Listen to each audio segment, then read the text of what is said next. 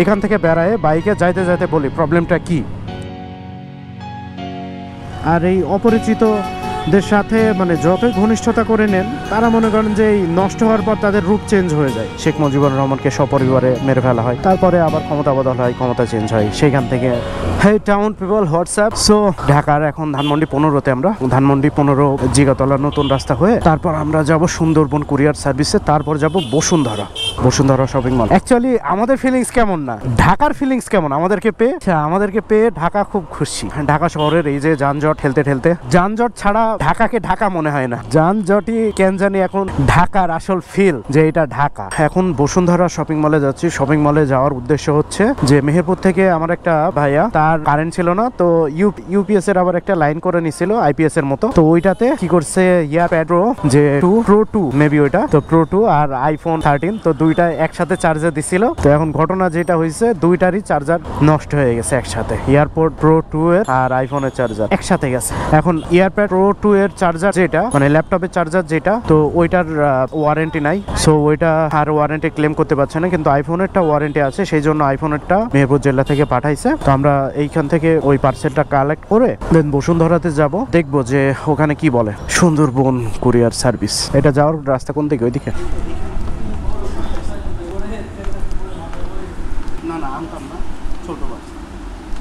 আমরা এখন ধানমন্ডি রোড দিয়ে যাচ্ছি। আমাদের পার্সেলটা নিলাম সুন্দরবন কুরিয়ার সার্ভিস থেকে। আমরা ধীরে ধীরে বসুন্ধরার দিকে এগাচ্ছি। তো আমরা ধানমন্ডি লেক দিয়ে তারপরে বসুন্ধরা শপিং মলের দিকে যাব। এইটা ধানমন্ডি 32 এবং ধানমন্ডি লেক এই সাইডে। আমরা সবসময় এইদিকে বসে আড্ডা দিতাম এবং সামনেই হচ্ছে এরাটা, এটা হচ্ছে শেখ মুজিবুরের বাসার রোড। শেখ মুজিবুর রহমানকে হত্যা করা হয়েছিল। এর আগে তো এই দিকটা ওপেনই ছিল, এখন অনেক বেশি টাইট সিকিউরিটি, মাঝে মাঝে তো মানুষজন কাউকে ঢুকতে দেয় না। তবে এর আগে আমরা যখন শুরুর দিকে ডেফোডিলে ভর্তি হয়েছিলাম 2017-18 দিকে, তখন ওইখানে ফ্রি ছিল। তখন ওইখানে একটা শেখ মুজিবুর রহমানের বাসার সামনে একটা ফুচকার দোকান ছিল, ফুচকা চটপটি। তো ওইখানকার টেস্টটা অস্থির ছিল, চটপটির দোকানটাকে মিস করি। এটা হচ্ছে ধানমন্ডি 32-এর ওভারব্রিজ। আমাদের ডেফোডিলের ক্যাম্পাস ছিল এই সামনের বিল্ডিংটা, এবং এখনো আছে ডেফোডিলের একটা অংশ এইদিকে।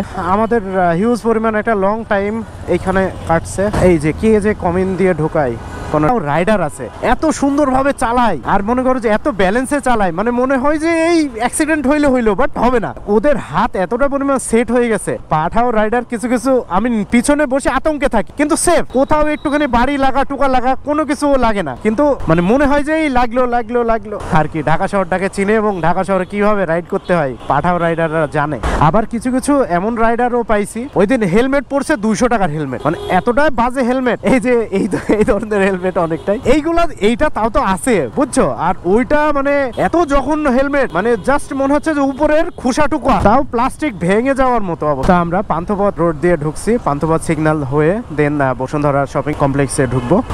এটা হচ্ছে বিআরবি হসপিটাল, খুবই পপুলার হসপিটাল। আর এটা হচ্ছে সেই বিখ্যাত পানি ভবন ওয়াসার। সো ঢাকা শহরের পানি উন্নয়নের জন্য কাজ করছে, কিন্তু ওয়াসাকে নিয়ে কেন এত যে রোল হয়, আমাদের যাইতে হতো ভিতর দিয়ে। ধরার যে চার্জার অ্যাডাপ্টারটা চেঞ্জ করার কথা ছিল, চার্জার অ্যাডাপ্টারটা চেঞ্জ করলাম। আমাদের বাইক ওই সামনে। এখানে সব থেকে বড় যে প্রবলেমটা হয়, এখান থেকে বেড়ায় বাইকে যাইতে বলি প্রবলেমটা কি।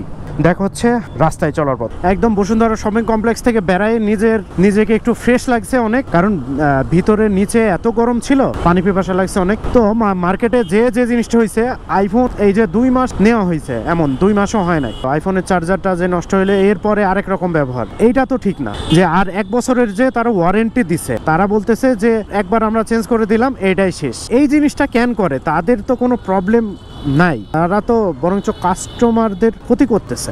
এই আর কি বিষয়, যে আপনারা যেখান থেকে জিনিস নেন খুব বুঝে শুনে নেবেন, এবং পরিচিত কারোর কাছ থেকে নিলে যে আপনি গিয়ে অ্যাটলিস্ট বলতে পারবেন প্রবলেমটা, বা নষ্ট হলে চেঞ্জ করতে পারবেন।